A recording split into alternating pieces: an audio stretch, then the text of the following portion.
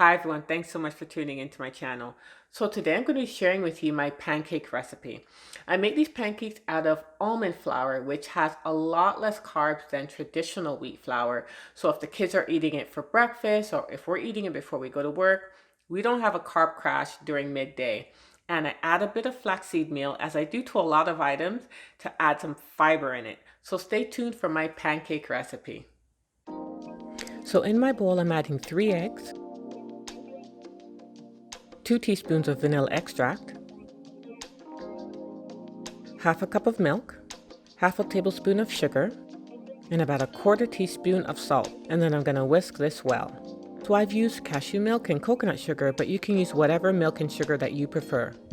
I'm going to add 2 cups of almond flour, adding 1 cup at a time and whisking after each one. This is 1 teaspoon of baking soda. And this is about 1/8 cup of flaxseed meal, but this is optional. This is a dash of cinnamon, and I'm whisking well. I'm just checking the consistency of the batter. It's not too runny and not too thick, so this is good.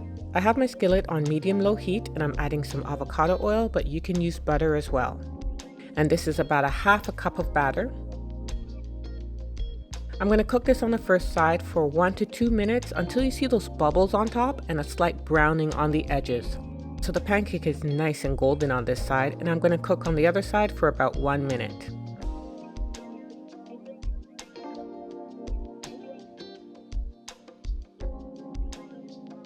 My batter made 7 good-sized pancakes that I'm going to let cool and then freeze for us to enjoy for breakfast throughout the week.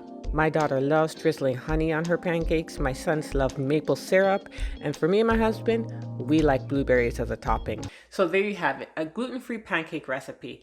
And I make a big batch of these and I'll keep them in the freezer, and then when we're ready to eat them, I'll take one out, put it in the microwave, and then put it in the toaster. Now if you make these pancakes, let me know how it goes in the comments below.